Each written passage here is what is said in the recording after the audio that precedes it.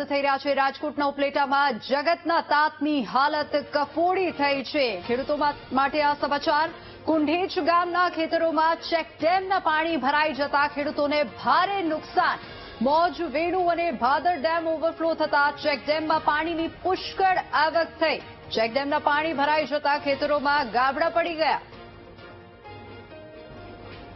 2 કરોડ અને 43 લાખ ને ખર્ચે મંજૂર થયેલ હતી। બંને બાજુ દિવાલ હોય છે, દિવાલ થારું પાછું તૂટી ગયું છે અને આપણા ખેતરમાં 2 વીઘા જમીન હોઈ ગયેલી છે અને હજી જો વધારે પાણી આવે તો આમાં નદી પણ પડી જાય અને અમારા ગામમાં ઓછામાં ઓછી 70 થી 80 લાઈનો છે। આની રોજીરોટી અમારી આની ડેમ માથે છે। આની તમે રજૂઆત કરી શકતા? હા, અમે આની રજૂઆત અવારનવાર કરી છે। લેટર પેડ ઉપર લખીને આપ્યું અને હું મારું બેડરૂમ છે સરપંચ હું છું, સાહેબોને આપું। કોન્ટ્રાક્ટરે મને કીધું હતું, જોશી સાહેબ હતા એ વખતમાં મેં 2-3 વખત તો ઈ વરે આપીને આ વરે આપી આ સાહેબ, પણ કોઈ પાછું કઈ જવાબ દેતું નથી। અમારા ગામ કુંઢેજ લીલાકા ગામ ડેમનું કામ ગયા વખતે અધૂરું રહી ગયેલ, જેમાં પૂર આવવાથી મોજ, વેણુ, ભાદર તો અતિશય નુકસાન થઈ ગયેલ છે। દિવાલ ના બનવાથી પાણી અંદર ખેતરોમાં ઘૂસી ગયા અને ખેડૂતને જાજુ નુકસાન થઈ ગયેલ છે। તો અમારું એટલું જ કેવું છે કે આ દિવાલનું કામ જે અધૂરું છે પૂરું કરે।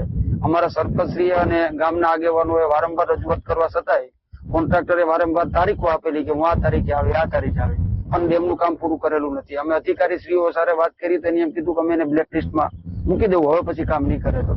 પણ અમારી માંગણી એવી છે કે બ્લેકલિસ્ટમાં મૂકવાથી અમારા ખેડૂતને ખેતર ધોવાનું બંધ થવાનું નથી અને હવે જો વધારે ભાદર આવશે તો હજારો વીઘા જમીનોને નુકસાન ના થાય અને ખેડૂતની જમીન ના હોઈ જાય।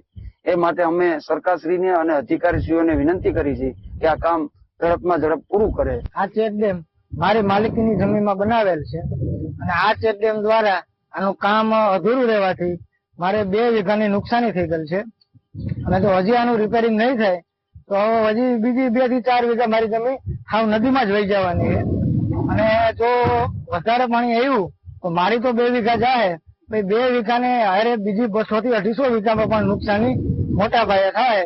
એટલે અહીંથી એક સમજો ને કે નવી નદીનું જ નિર્માણ થઈ ગયા છે। નુકસાની કઈ હિસાબે કેના હિસાબે? એ નુકસાની થવાનું મોટું કારણ કે આ ચેકડેમ નું કામ જે ચાલુ હતું એ ચેકડેમ નું કામ અધૂરું રહી ગયું અને એ વયા ગયા અને પાછા કોઈ જવાબ આપ્યો નથી ને આવ્યા નથી। એનું કામ અધૂરું રહેવાને કારણે આ મોટી નુકસાની થઈ ગયેલ છે।